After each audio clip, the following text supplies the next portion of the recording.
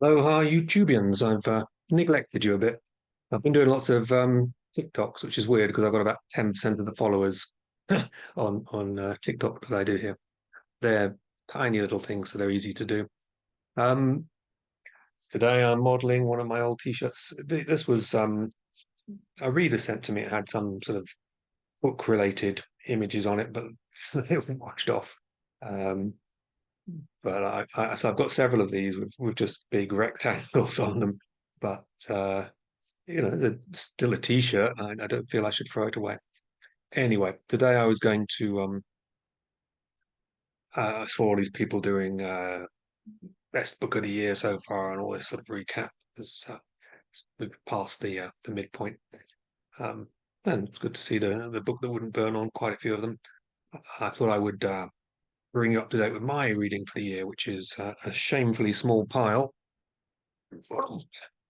I've managed five books and I'm on a sixth, which I've been apologising for all year. But actually, it's pretty standard for me because I think 10 to 12 books a year is probably my norm.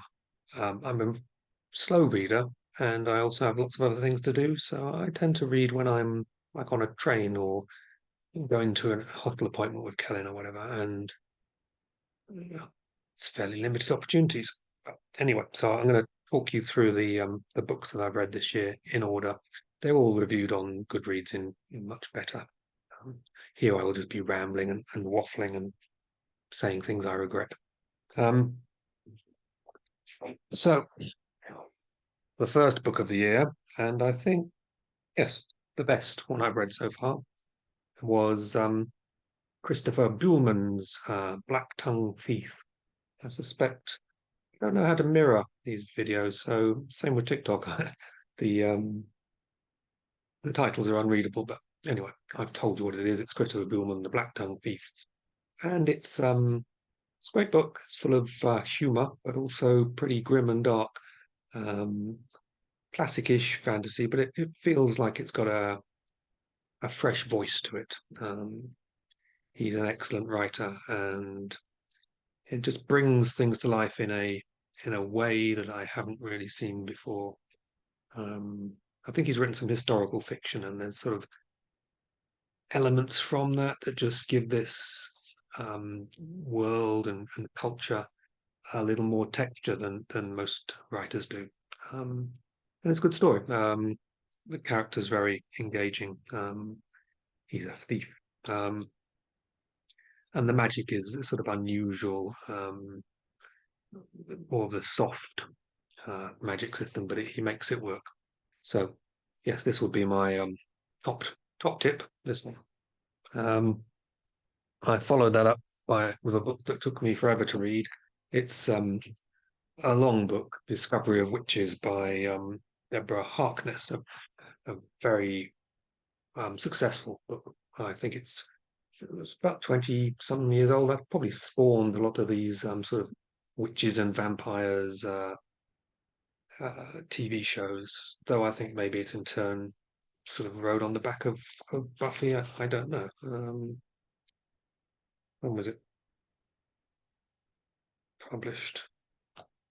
Well, let's put a pin in that. It's been around a while.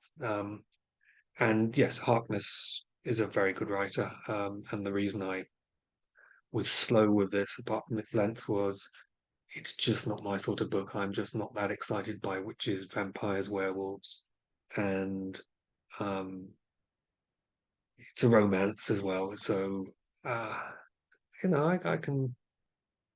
I guess I can enjoy romances, but they're not top of my list. And the thing about this one is, it seemed to be a lot about how cool my boyfriend is, sort of which gets her vampire boyfriend, and how moody he is, and how old, and how he knew all these famous people, and how he has all this cool stuff.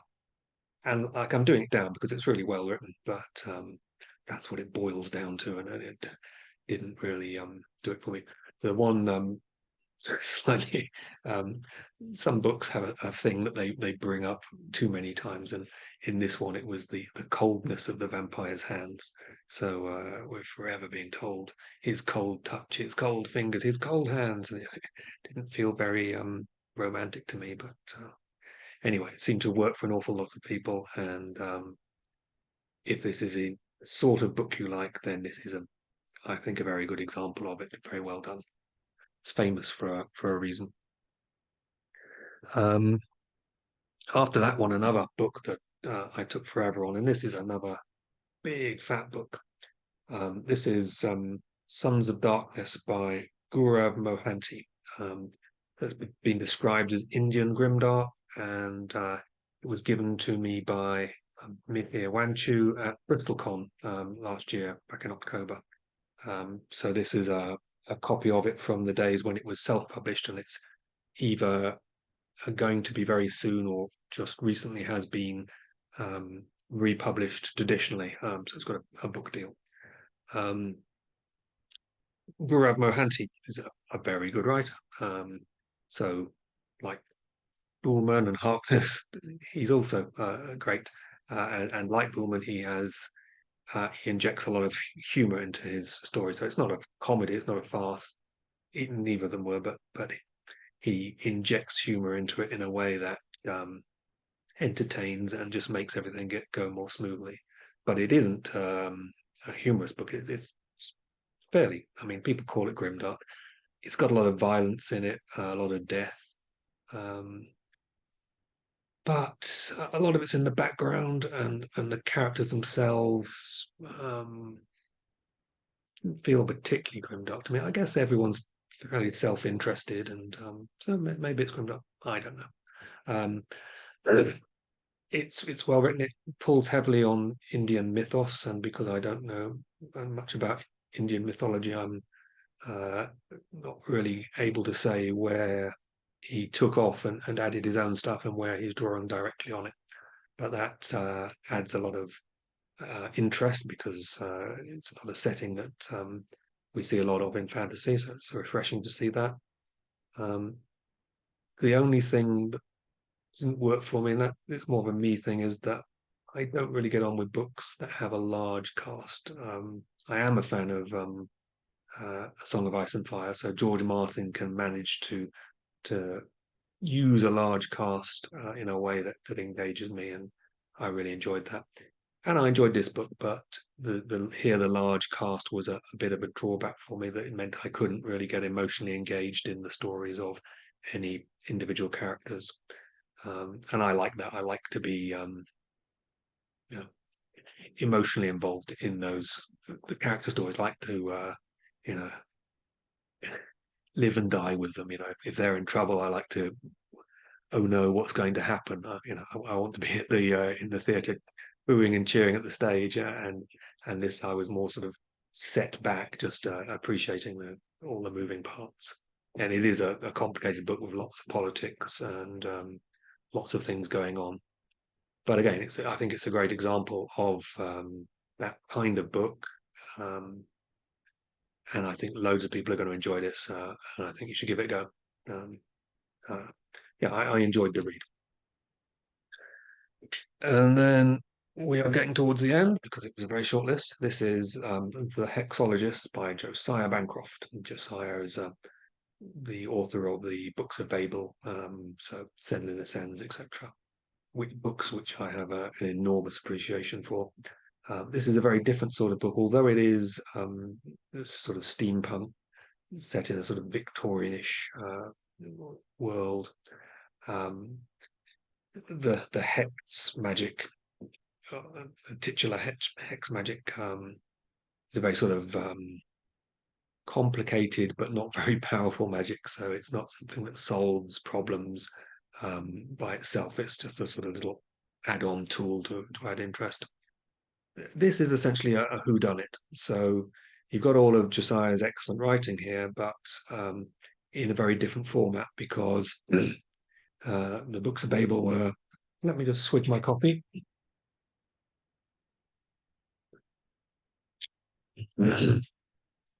Books of Babel were, in essence, epic fantasy. The main character had been rooted from their life, thrust into an ongoing situation. Everything was at stake all the time. And as we progressed, the stakes got bigger and bigger, so that the fate of thousands was involved. This is more like a detective novel, so the main characters essentially get to go home in the evening and go to bed and have their tea and toast in the morning. And okay, during the day, their lives are in jeopardy and they go through the ringer, but um, it has a very different tone to it. And the character journey, like in an epic fantasy, we expect the character to change because of the shifting, sky shaking events on both a personal and a global level. Whereas in a detective novel, the detective tends to be fairly static, like Sherlock Holmes or I don't know, Hercule Poirot or whatever. They come fully formed at the beginning and they engage with the mystery.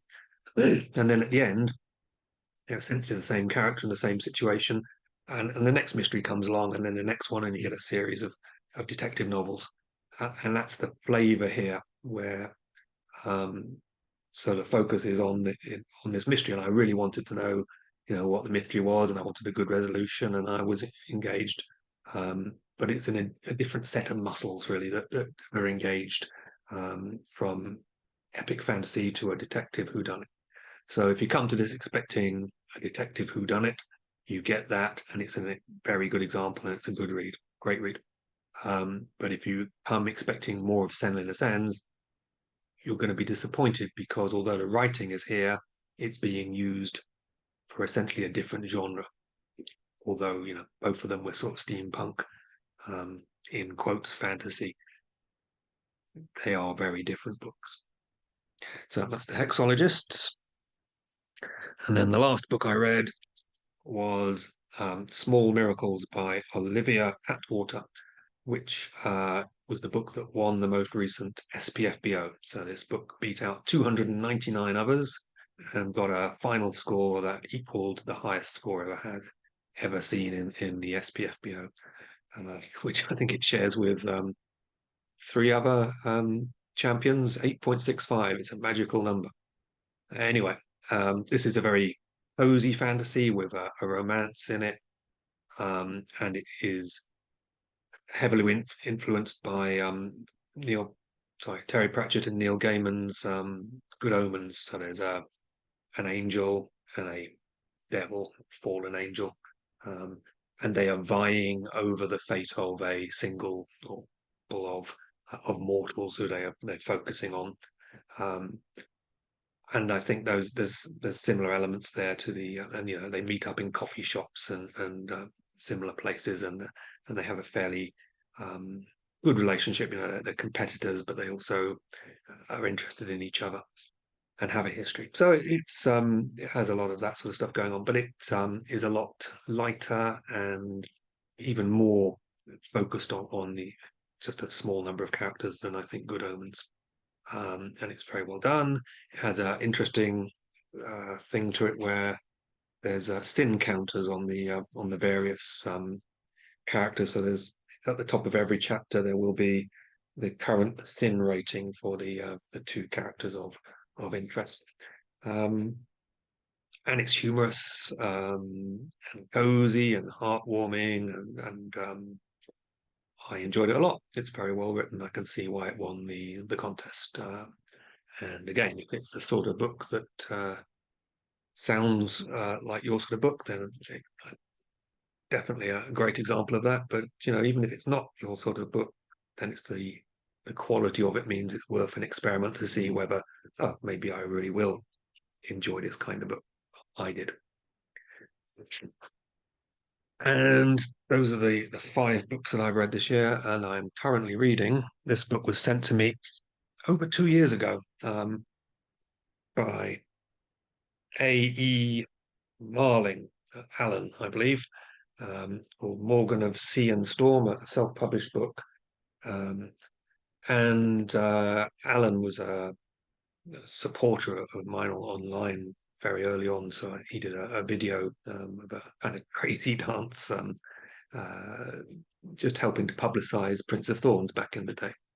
And he's got some self-published books that have, I think the best one, the most successful one has like 700 ratings, but this book has 3 ratings on Goodreads, which made me, when I discovered that, made me rather guilty that I had hung on to it for a couple of years before reading it. And it's a reworking of the Arthurian thing. So this Morgan is, I guess, is Morgana, or the the Morgan from the Arthur legend. Um, I'm only a small number of pages into it, possibly 40 pages into it. But the writing is excellent. I was surprised by how good the writing was. Very powerful prose. A sort of so Bancroft has this sort of dry Dickensian wit, and this is more sort of poetical and passionate, but not flowery.